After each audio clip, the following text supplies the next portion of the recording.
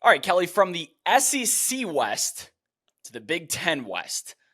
This has the potential to be a really gross game. We have number 24 Iowa on the road at number 7 Penn State. The Nittany Lions are 14.5-point home favorites, and this game carries an over-under of 40.5 points. This game kicks off at 7:30 p.m. Eastern on CBS and Paramount Plus, and this is the Penn State whiteout game. Now, they had to stop scheduling top teams like Ohio State for the whiteout, thanks to a really poor record during them. They were actually 7-8 before they've kicked off a 3-game win streak that included a hapless Minnesota team and a down Auburn squad in the past 2 years.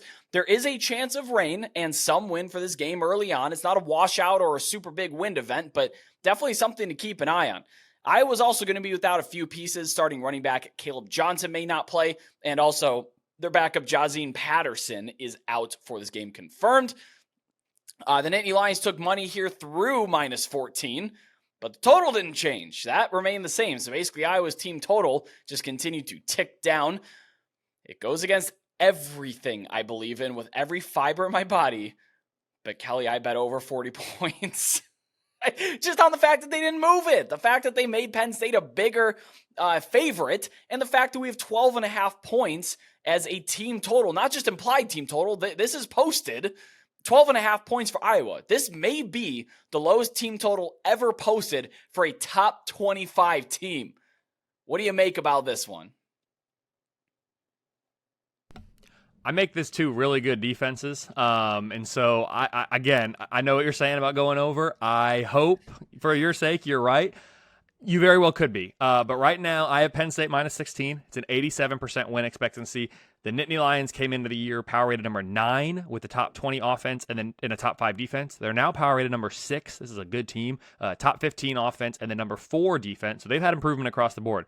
Penn State's number 11 in my most deserving rankings. They have the 11th best record achievement and the 5th best relative scoring margin. If Drew Aller plays like a 5-star quarterback that he is coming out of high school and now looking like potentially earlier this year, the CFP is the limit for this team. Like, they can make the CFP because they have the talent across the board if they get that consistent high-level play at quarterback.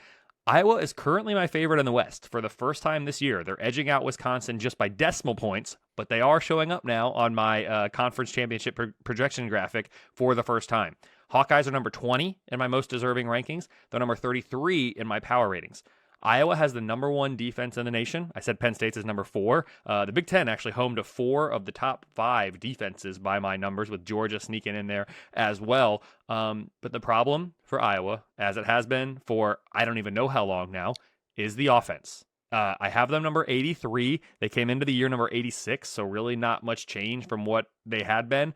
That, to me, is the difference in this game. The game's in Happy Valley, yes. I just don't think the Hawkeyes are going to be able to score enough points. That's why the line is what it is. And I hope, for my sake, I'm wrong on that a little bit so that you can get that over 40. But I don't think Penn State's going to be sweating it. I got a minus 16. It's a 13% chance that Iowa gets the win on the road.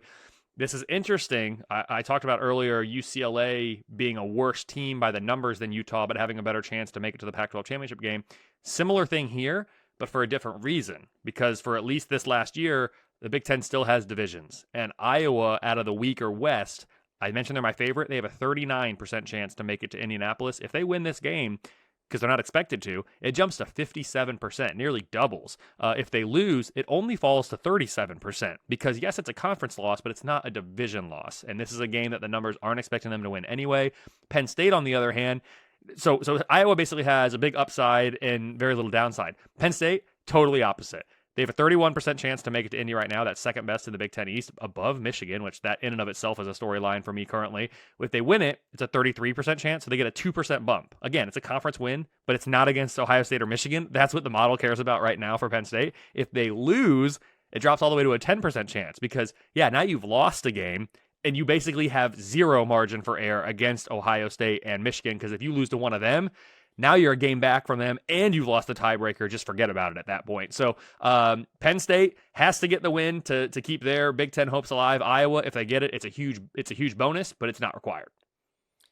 This feels gross. I told you I bet over 40. I also played over Iowa's 12.5 team total. Oh. I know. I'm not sure I'll ever get another opportunity to bet a top 25 team by my numbers at this number. I'm just not. Look, this has the potential to be very stupid. I'm going to get a lot of mean things said to me, especially if Iowa loses. This is going to be the most obvious bet I've ever lost should it lose. But I'm kind of confident that it doesn't.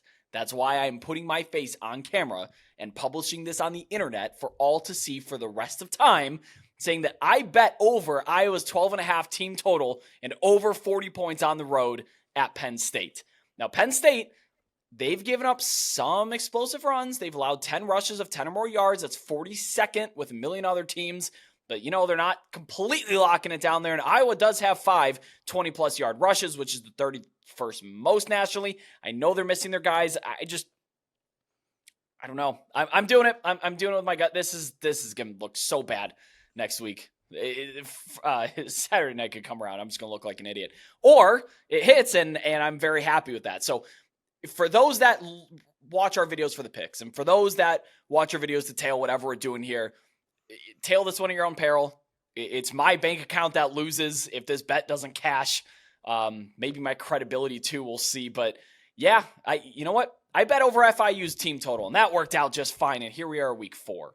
You know what I want to say about it though, Brett, is 12.5 is not a big number, obviously. No, all 2 touchdowns. Well, missed an extra point.